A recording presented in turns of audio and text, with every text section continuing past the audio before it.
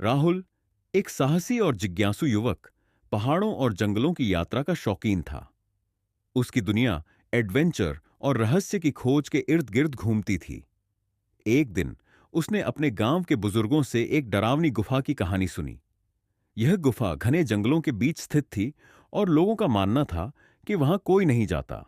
जो गया वो कभी लौटकर नहीं आया। इस गुफा को शापित गुफा कहा जाता था।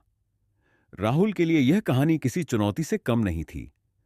उसने तय किया कि वह गुफा में जाएगा और वहां छिपे रहस्य का पता लगाएगा।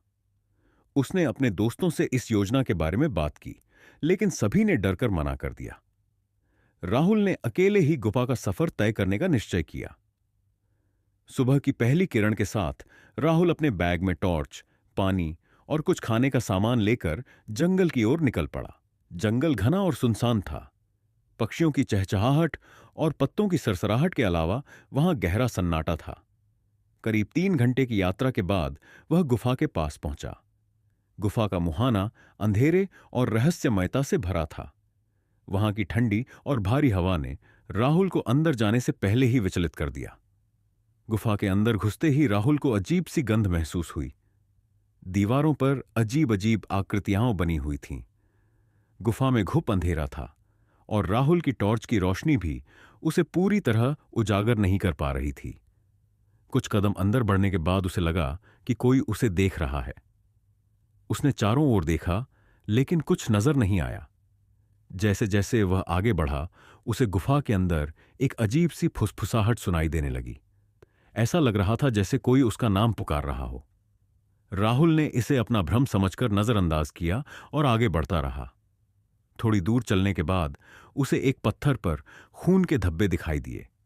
यह देखकर उसके रोंगटे खड़े हो गए। गुफा के अंदर उसे पुराने समय के अस्त्र शस्त्र, गहने और कुछ सिक्के बिखरे हुए मिले। यह देखकर राहुल को यकीन हो गया कि यह जगह किसी राजवंश की कहानियों से जुड़ी है। लेकिन जैसे ही उसने उन गहनों को छूने की कोशिश की, एक तेज चीख गुफा के अंदर गूंज उठी। राहुल घबराकर पीछे हट गया। अचानक गुफा के अंदर एक चमकती हुई आकृति प्रकट हुई। यह आकृति एक महिला की थी, जो सफेद कपड़ों में लिपटी हुई थी और उसकी आंखों से गहरी पीड़ा झलक रही थी। राहुल हक्का बक्का रह गया। महिला ने धीमे स्वर में कहा, तुम कौन हो और यहां क्यों आए हो? राहुल ने हिम्मत जुटाकर जवाब दिया, मैं यहां गुफा के रहस्य को जानने आया हूं। तुम कौन हो? महिला ने अपनी दर्द भरी कहानी सुनाई। वह एक प्राचीन समय की राजकुमारी थी, जिसे धोखे से इस गुफा में कैद कर दिया गया था। उसके अपने ही परिवार ने उसकी हत्या कर दी थी और तब से उसकी आत्मा इस गुफा में भटक रही है। उसने बताया कि जो भी इस गुफा में आता है, वह इस शापित जगह का हिस्सा बन जाता है। महिला ने यह भी बताया कि गुफा के अंदर कई और आत्माएं भी कैद हैं, जो इस शाप से मुक्त होना चाहती हैं। राहुल ने महसूस किया कि यह जगह सिर्फ डरावनी नहीं, बल्कि बेहद दर्दनाक भी थी। उसने महिला से पूछा, मैं तुम्हारी और इन आत्माओं की कैसे मदद कर सकता हूं? महिला ने कहा, इस गुफा के सबसे गहरे हिस्से में एक शापित मूर्ति है। उस मूर्ति को नष्ट करने से मैं और बाकी आत्माएं मुक्त हो सकती हैं, लेकिन यह काम आसान नहीं है। गुफा की गहराई में भयानक प्राणी और जाल बिछे हुए हैं। राहुल ने निश्चय किया कि वह इस चुनौती को स्वीकार करेगा। उसने टॉर्च की रोशनी में गुफा के अंदर गहराई तक जाने का रास्ता तलाशा। रास्ते में उसे अजीब अजीब आवाजें सुनाई देने लगीं। अचानक एक बड़े आकार की छाया उसके सामने आ गई। यह एक भयंकर जीव था, जो गुफा की रक्षा करता था। राहुल ने अपनी बुद्धिमानी से उस जीव को चकमा दिया और आगे बढ़ता रहा। उसे कई जगह पर अजीब जाल और गड्ढे मिले, लेकिन उसने हर मुश्किल को पार किया।